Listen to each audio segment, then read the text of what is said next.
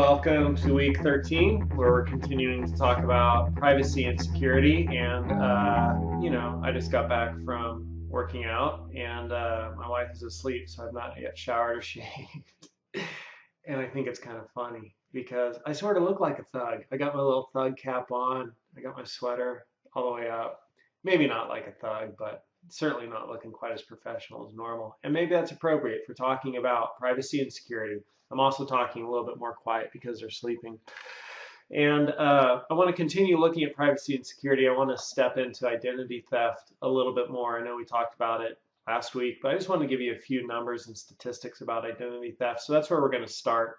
And then we're going to look at a whole bunch of other information. So some good stuff coming up. And I'll go through a preview of that. Maybe I'll do a video at the end like I did last time. That seemed to work out really well.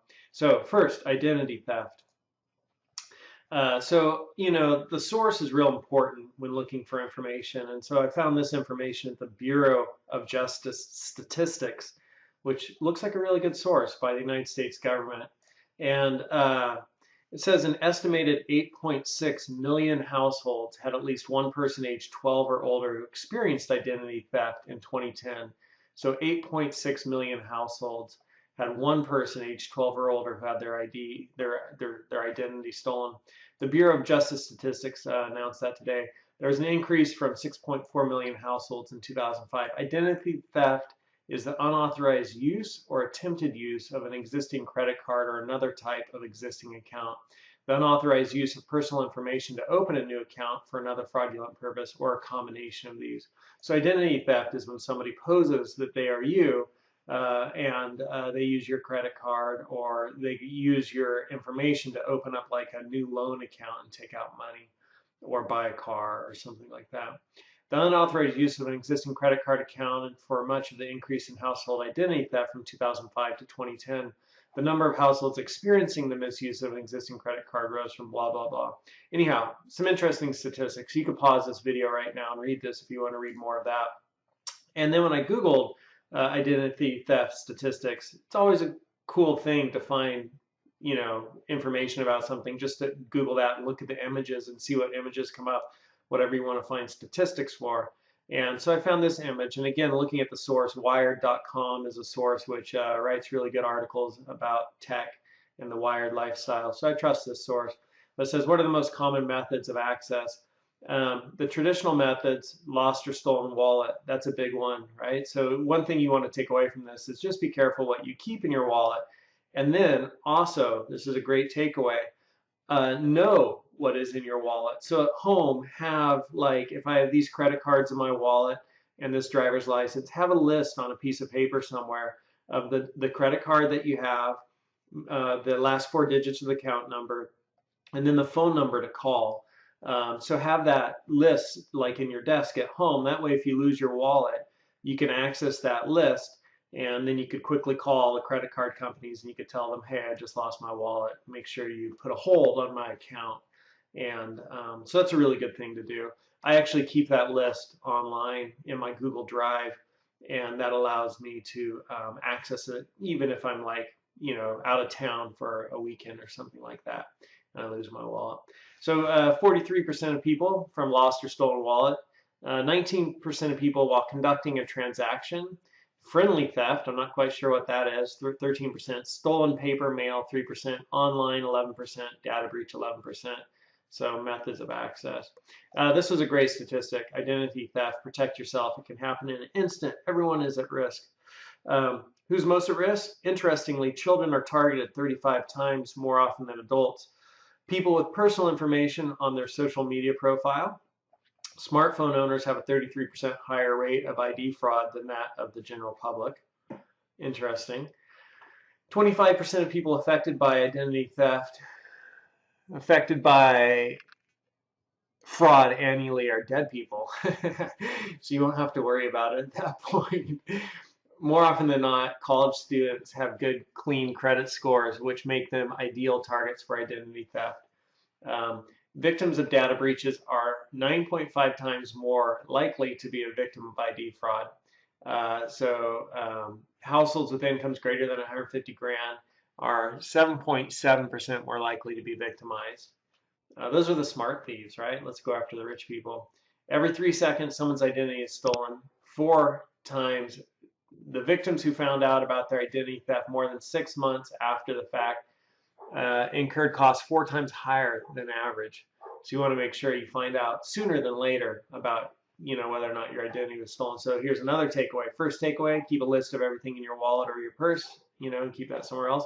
Second takeaway is you want to monitor your accounts and make sure you're looking at your credit card accounts and just all your accounts, weekly or monthly basis at least.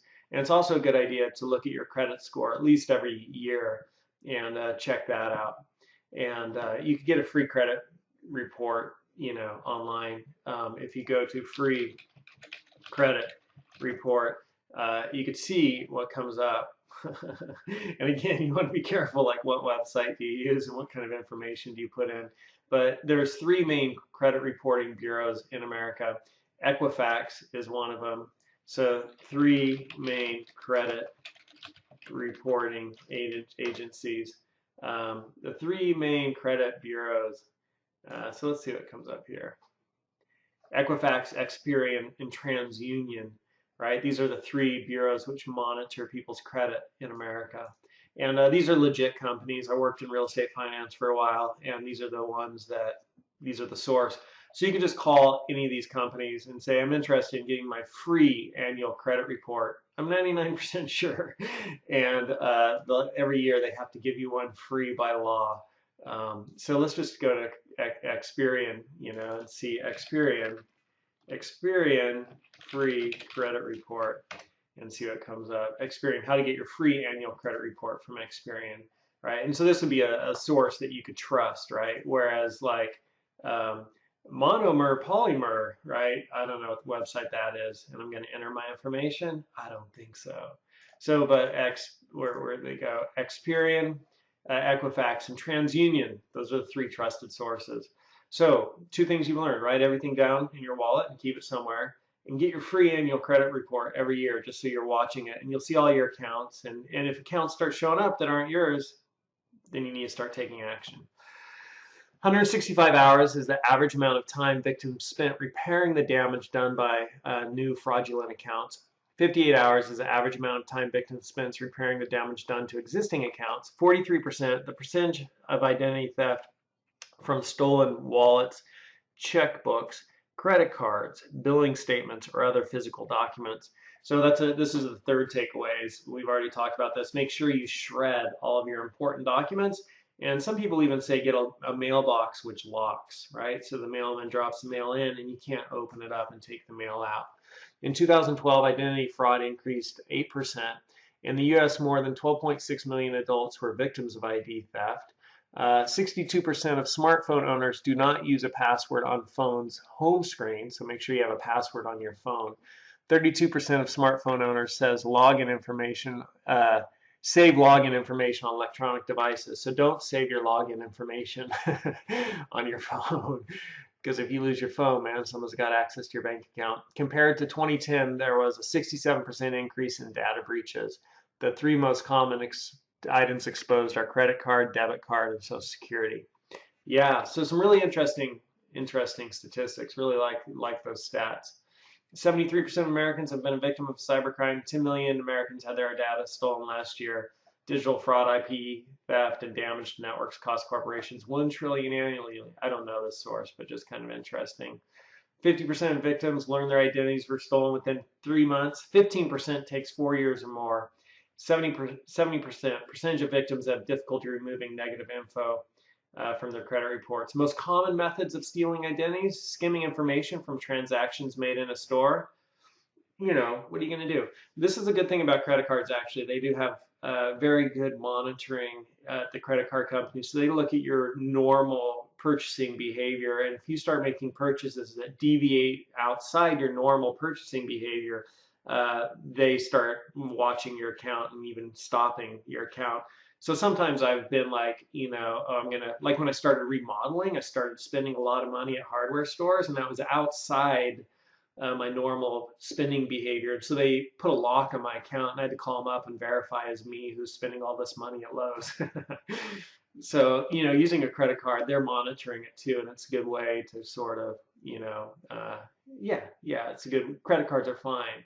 And using a credit card for in-store transactions is actually probably a good idea. Paper mail theft, so again, you might want to think about locking your mailbox. Hacking computer networks and databases is another way that stuff's stolen. Redundant IT equipment, shoulder surfing. So when you log in somewhere, just, are people watching you if you're at the bank or whatever? And dumpster diving is a technique where people just dig through the trash and look for like credit card statements and information, that you should shred, documents you should shred. So takeaways we're getting, write your info in your wallet or your purse down and have that list somewhere where you can access it. So if you lose your wallet or your purse, you could really quickly call all the accounts for everything you had in your wallet or your purse and cancel those. What was the second takeaway?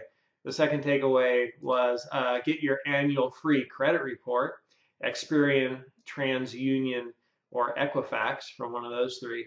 And then the third takeaway is you want to make sure you're shredding all of your personal information, and maybe get a locking mailbox. 64% of Americans are very or extremely concerned about being a victim of identity theft. And there's one more statistic where we see that identity theft is like, the biggest thing that people worry about versus like having a car stolen or being burglarized or being a victim of terrorism. People are actually pretty freaked out about that. So pause the video if you want to read those stats. Number of adult victims of ID theft in the United States from 2003 to the present. So you could see, crime kind of went through a little recession, but now it's picking back up. 1 in every 10 American consumers has been a victim of identity theft, and 1.6 million households have had their bank accounts and or debit cards compromised. So you just want to be heads up, about what you do, where you do it. Don't save your login information to your phone. Have a password on your phone, right? So let's just create a little list here of the takeaways. All right, so the first one was, well, don't save login info on phone. Have password on phone. Let's decrease the size of that a little bit. And the first takeaway is write down,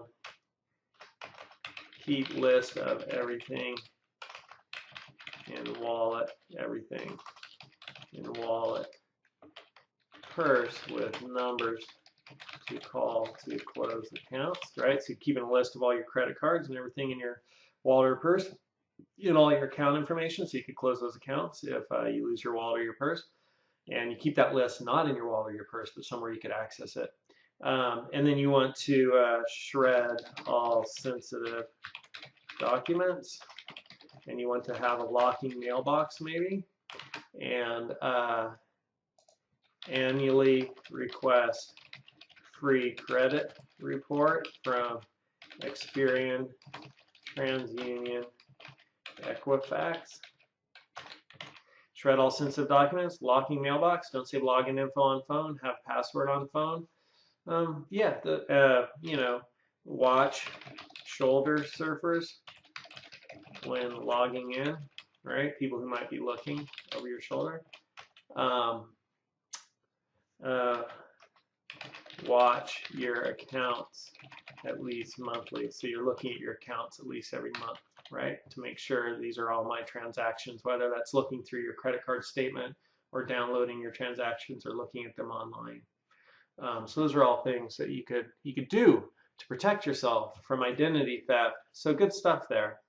Good stuff there.